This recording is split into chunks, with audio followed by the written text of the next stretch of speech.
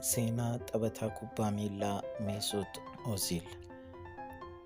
Mesut Ozil taphataan sarara gidduu kalaqaa garee Turk Istaanbul Basaksehir'ti. Maqaan ijoollee isaa Assist King jedhamuun beekama. Idilee addunyaattis ta'ee sadarkaa kilabiitti waancaa gurguddoo injifateera. Mesut Ozil taphataa sarara gidduu kalaqaa yoo ta'u, garee Turk Super League Istanbul Basaksehir taphachuun garee biyyaalessaa Jarmanii keessatti taphoota 90 ol taphateera. Ozil tapha isaa Schalke 4 keessatti erga jalqabee booda Werder Bremen keessatti maqaa isaa galmeessee bara dorgommii isaa jalqabaa irratti kubbaawwan 15 mijeessee DFB Pokaal injifatee ture. Ozil ga'umsa dhuunfaa dinqisiisaa erga agarsiisee booda bara 2010 Euro miliyoona 15 gara Real Madriditti ce'e. Dorgommii hundaa irratti Los Blancosiif taphoota 500 kan taphate yoo ta'u, kilabichi waancaa La Ligaa bara 2011-12 akka injifatuuf gahee guddaa taphateera. Ozil bara dorgommii 3 walitti aansuun Madriditti kubbaa mijeessee kennuun akka liigii sanaatti tokkoffaa ta'uun xumureera. Bara 2013tti garee cimaa UEFA keessatti hammatame. Adoolessa bara 2013tti kaffaltii kilabii riikoordii ta'een naannoo Euro miliyoona 42.5 gara Arsenaalitti ce'eera.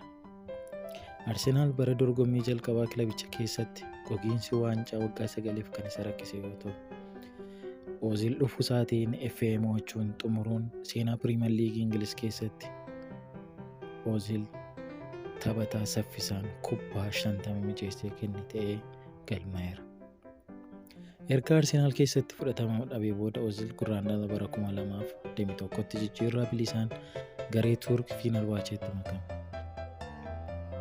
Baroota tokkoof walakkaa Yeloo Kaanaarii keessatti taphoota 38 qofaa taphate. Osoo kontiraatii isaa waliigaltee waliin addaan hin citin dura sana booda garee Turk waliin ta'uun Istaanbul Basaksehir waliin waliigaltee waggaa tokkootiin makame. Ozil Jarmaniidhaaf taphoota 92 kan taphate yoo ta'u, dorgommiiwwan gurguddoo 5 irratti hirmaate. Waancaa addunyaa bara 2010 fi Euro bara 2012 irratti biyyi isaa yeroo lamaan walakkaa xumuraa irra ga'uu ishee akkuma beekamu ta'ee achirratti kubbaa mijeessee kennuudhaan Ozil adda duree ture. Taphataan sarara gidduu kun bara 2014 Jarman waancaa addunyaa milkaa'uuf gahee guddaa qaba. Garuu waggaa 4 qofa booda waldaa kubbaa miilaa Jarmanii haala hamaa irra ga'een dirqama idilee addunyaa irraa soorama ba'uuf murteesse. Ozil hagayya bara 2010 Real Madridii fi kan mallatteesse yoo ta'u, bara dorgommii jalqabaa isaa bara dorgommii La Ligaa bara 2010-11 kubbaa mijeessee kennuudhaan maqaan isaa ol ka'ee akka waamamu taasiseera. Kubbaa 25 maqaa isaatiin mijeessee kennuutiin dorgommii gurguddoo Awurooppaa bara sanaa taasisan keessaa isa olaanaa ta'ee xumureera. Madrid waancaa Copa del Rey 18ffaa akka injifatu gargaareera. Yeroo xumuraa irratti dorgomaa isaa Barseloonaa injifate. Taphataan sarara gidduu kun bara 2011-12tti gonfoo isaa eegee kubbaa mijeessee kennuudhaan taphoota irratti hirmaate irratti kubbaa 17 mijeessee kennuu danda'eera. Bara itti aanutti bara dorgommii 3ffaaf walitti aansuun dursaa ta'uun ammas taphoota 26 taasiseera. Duula bara 2011-12tti Ozil Madrid waancaa La Ligaa 32ffaa galmeessisuuf gargaareera. Tapha xumura bara kana irratti goolii 2 galchuun Real seenaa sadarkaa olaanaa Speen keessatti garee jalqabaa bara tokko keessatti qabxii 100 galmeessu akka ta'u mirkaneesse. Ozil garee cimaa UEFA bara 2012 keessatti kan hammatame yoo ta'u, badhaasa UEFA taphataa cimaa Awurooppaatiin 10ffaa ta'uun filatame. Bara dorgommii isaa isa dhumaa Madriditti taphate keessatti badhaasa Super Copa de Spain injifateera. Ozil yeroo Madrid turanitti urjii guddaa Cristiano Ronaldo waliin walta'iinsa lubbuu namaa galaafatu uume. Oozil yeroo 31 Roonaaldoo gargaareera. Roonaaldoonis yeroo 7 tola kana deebisee jira. Lamaan isaanii ittisa hedduu waliin kan hiikan yoo ta'u, Oozil taphataan fuulduraa kun taphataa fooyya'aa akka ta'uuf akka isa gargaare dubbateera. Maadriid Oozilin Arsenaalitti gurguruu murteessuun isaa deeggartootaaf taphattoota Roonaaldoo dabalatee aarsee ture. Gurgurtaan Oozil anaaf oduu baay'ee hamaadha jechuun Roonaaldoon gaazexaa Indipendent itti himeera. Taphataan sochii koo goolii fuulduratti akka gaariitti beeku ture. Oozil gadhiifamuu isaatiin aareen jira.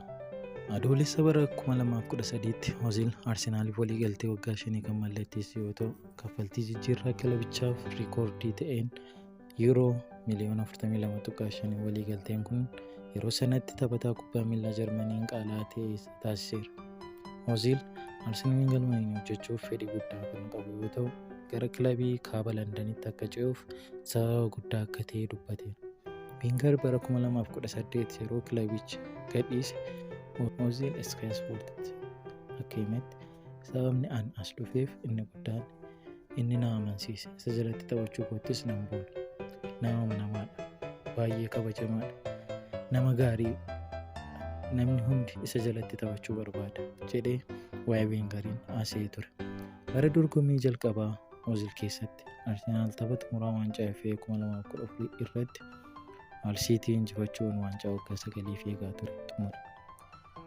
Bara dorgommii isaa lammaffaa irratti miidhaan jalbaa irra ga'ee Oozil ji'oota 3 tapharraa akka hin hirmaanne taasiseera. Haa ta'u malee Arsenaal Aston Villa bira darbuun waancaa FA mo'achuusaa yeroo mirkaneeffatutti Oozil goolii 2 mijeessee kennuudhaan Arsenaal akka waancaa nyaatuuf gahee guddaa taphatee jira. Duulli bara 2015-16 Jarmaniin taphataa cimaa Arsenaal ta'uun filatamuun Piriimiyer Liigii Ingiliz keessatti kubbaa 19 mijeessee kennuun tokkoffaa ta'ee xumureera. Waggaa itti aanutti Oozil badhaasa goolii Arsenaal bara dorgommii kanaan akka injifate yoo ta'u, goolii ajaa'ibaa sooloo Luudoo Goreetz irratti galcheen 3-2 injifate.